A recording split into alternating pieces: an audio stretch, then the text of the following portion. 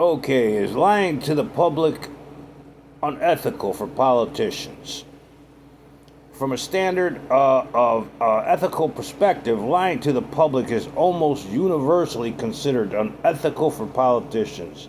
The practice erodes public trust, manipulates citizens, and undermines the foundations of democracy.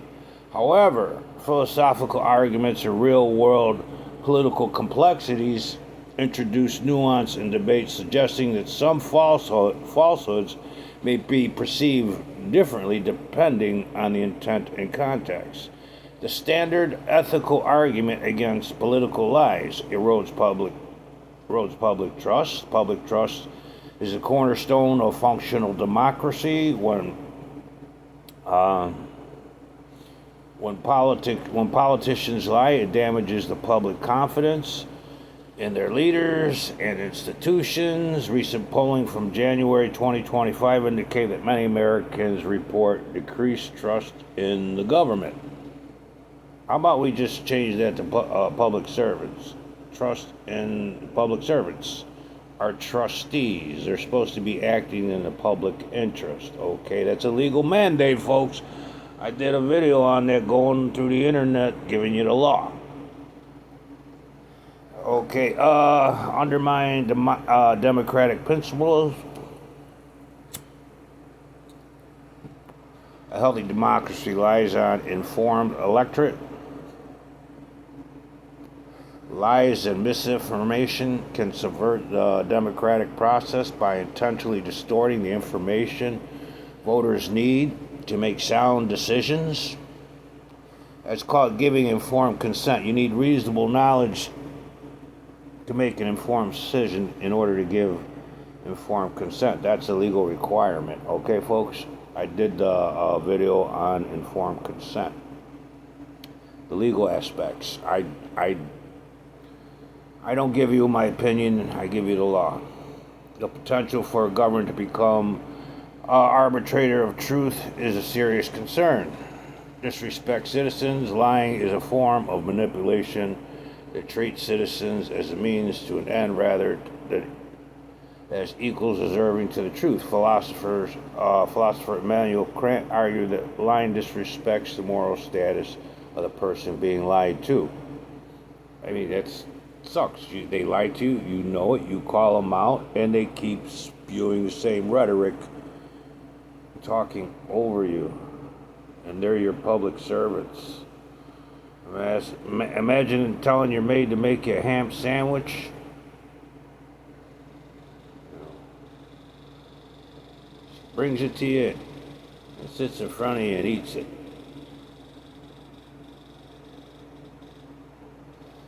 You still got to pay her. Justifications and complexities. Some political philosophers and historic.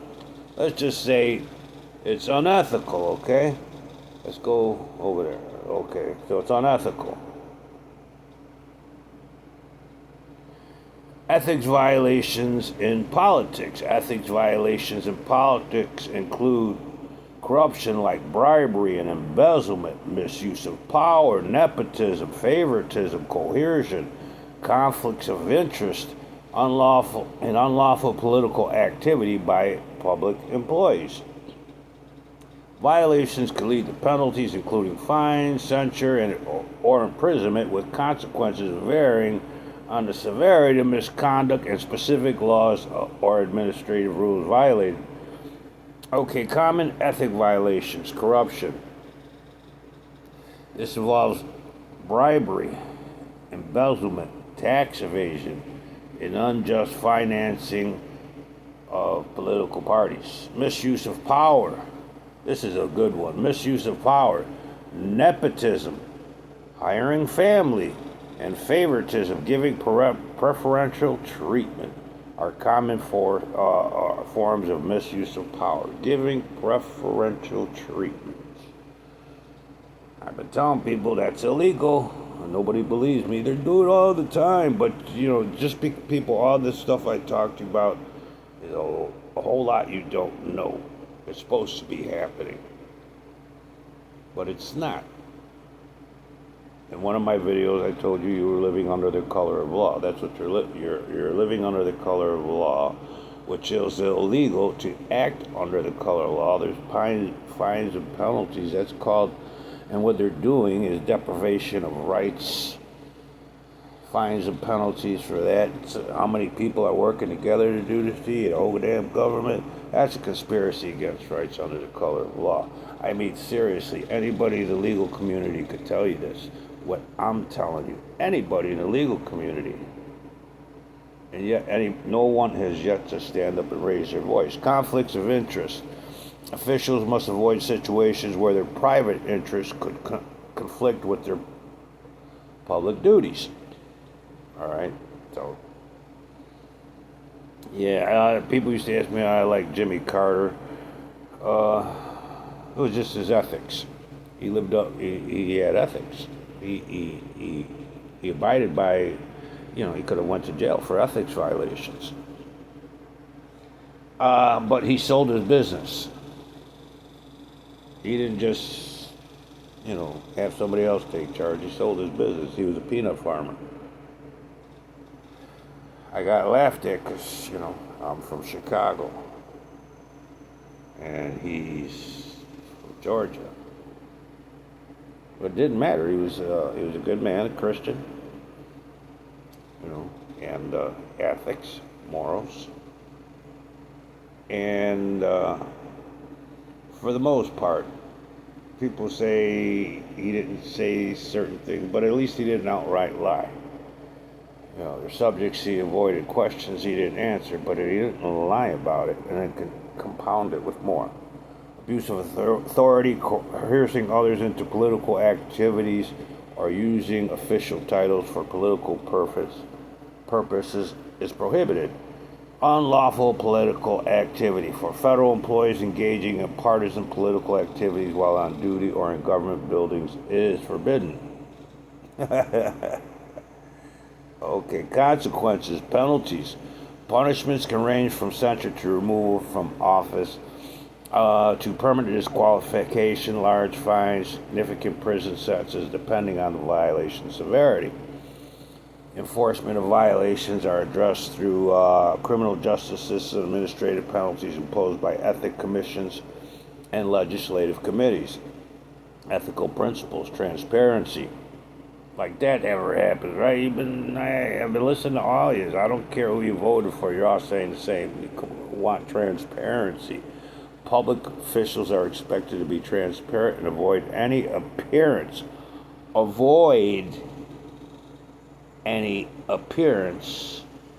impropriety. Public trust. Upholding public trust is a core responsibility for all public servants. And when they start yelling at you, and because they don't like your questions, that's no. Okay, so it says public trust. Upholding public trust is a core responsibility for all public servants. Avoiding personal gain. Come on, seriously, people.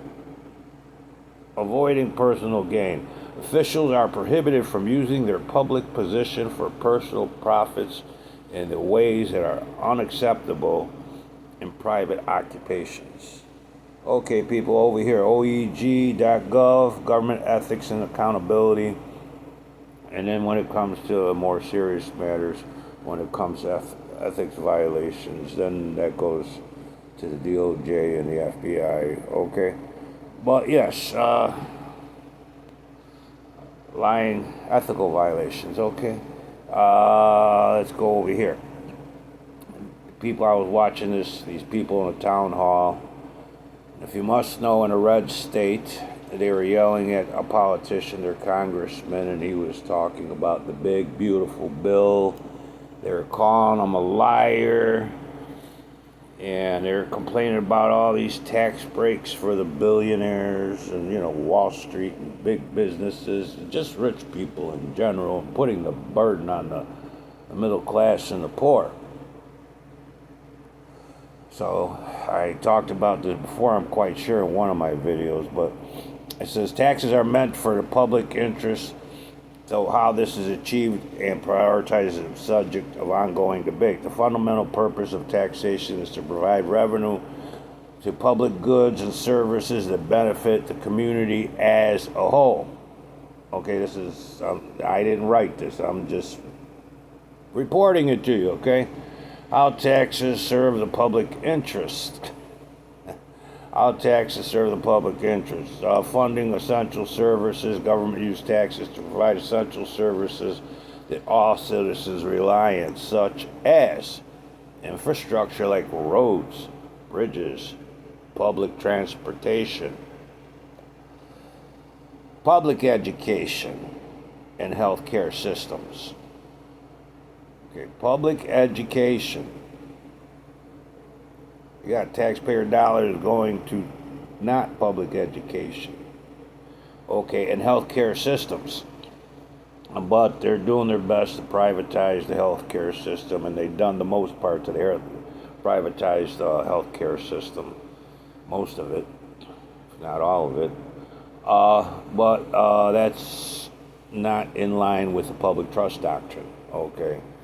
Can't play with the public trust doctrine, but they have been. If they did, you wouldn't be complaining about all this pollution. We wouldn't have, I'm not saying there wouldn't be any, but it wouldn't be that much if, the mandates of the public trust doctrine were followed, because there are penalties for violating the public trust doctrine. Okay, addressing market failures in economics. Public interest theory suggests that taxes and subsidies can address externalities. The costs and benefits of the activity are not reflected in the market price. For example, prevailing taxes are imposed on externalities such as taxes on pollution or tobacco to discourage harmful behaviors. Okay, and the public trust doctrine mandates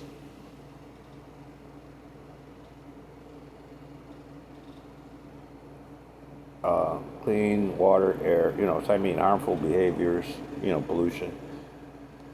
Subsidies encourage positive externalities such as investments in education or renewable energy, which benefits society more broadly. Promoting social and economic goals, governments also use tax policies to regulate the economy and address social issues.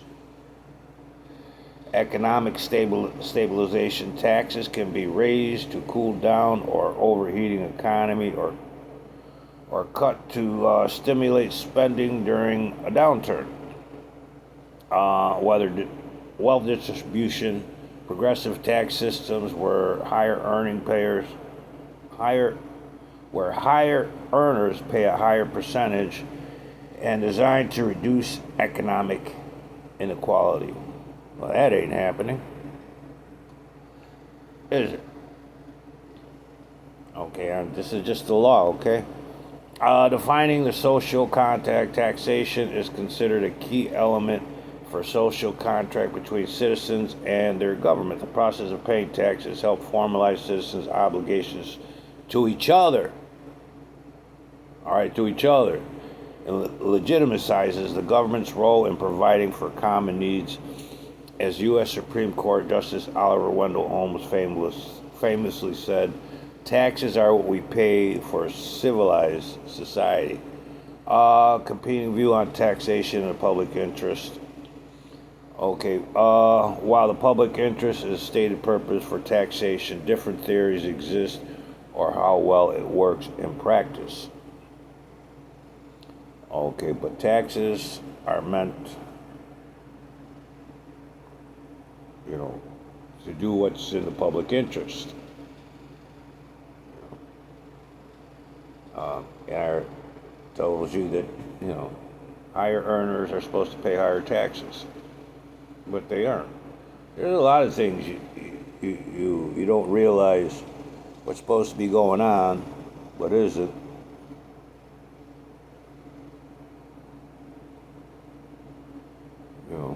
There's a lot of things you can look up. But when you get down to the nitty-gritty, taxes are meant for the public interest. Clear and simple, okay? Anything other is violating the law.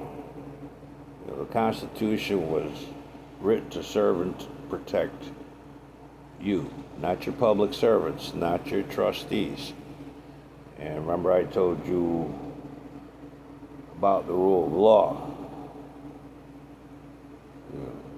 In all these other laws I told you, you know, as far as politicians in the legal system, it's illegal for them to put their interest before yours. Okay, that's illegal. They are there to serve the public.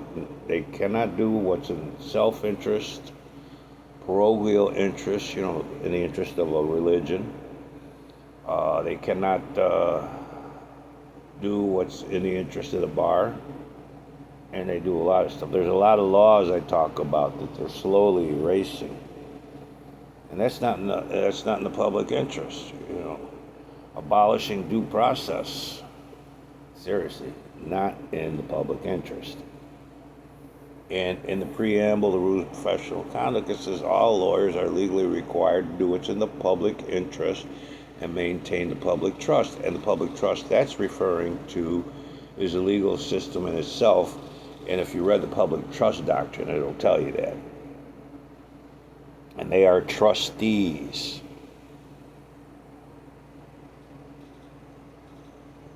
They are not your overseers. I hate that term, overseers.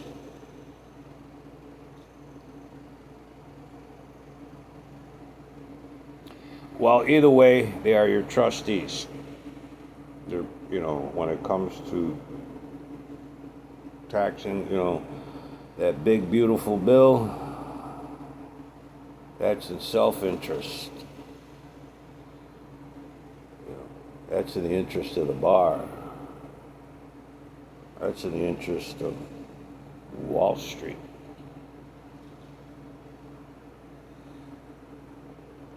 And legally that can't be. As a democracy, that cannot stand. But we are not a democracy. It's just a term people throw around. Legally speaking, we are a corporacy.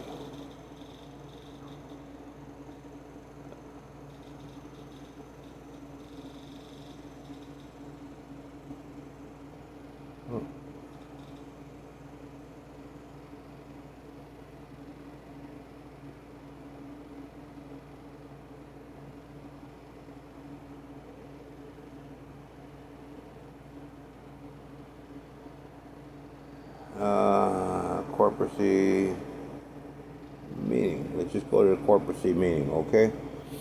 Corporacy refers to a social and a political, or a political and economic system where large corporations hold significant influence and control over the government and social affairs, shaping policies and economic decisions to prioritize corporate interests. The dominance extends to political, economic, and even judicial spheres, potentially leading to prioritization of corporate profitability and growth over social values. That's what you're living with, right?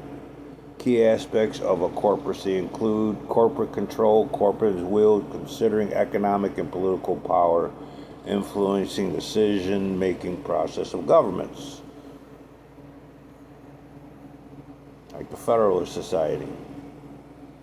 Prioritizing of corporate interests. The primary focus of a corporacy is often the profitability and economic growth of corporations, potentially at the expense of public well-being or other societal concerns. Economic and political justice influences corporate dominance isn't limited to one area. It permeates the economic, political, and judicial system, creating a pervasive corporate-centric environment. Origin of the terms, the word is a blend of corporate and the Greek suffix crazy, meaning ruled by or government by reflecting its meaning or the rule of corporations. Societal implications. Critics often view corporacy as a dangerous and concerning phenomenon.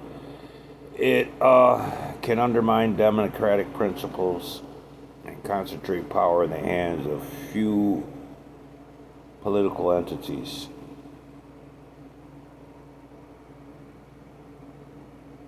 See, that's the actual corporateocracy.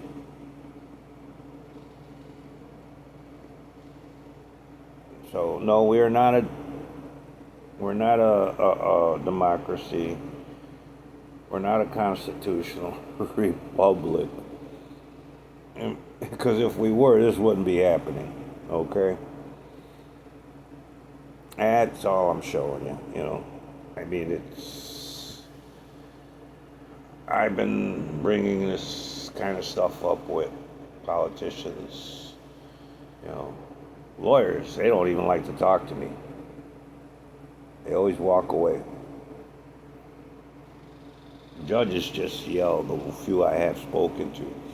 There are a couple nice ones I met that helped me with case law and child custody. You know.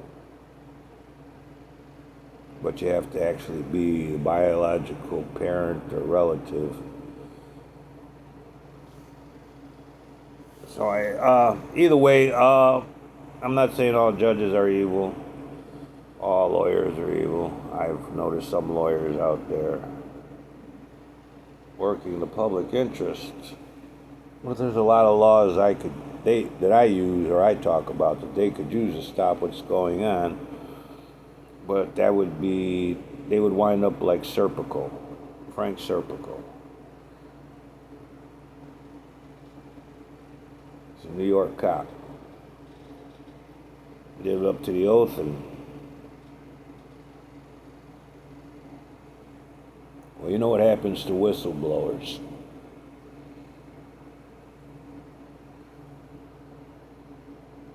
Surprised this one isn't gone. I've been doing this so long. Okay, people, nothing but love for you. Alright. May Creator always be with you. May He always rain many blessings. I wish you nothing but a long life and good health, alright? Peace be with you always. Good night.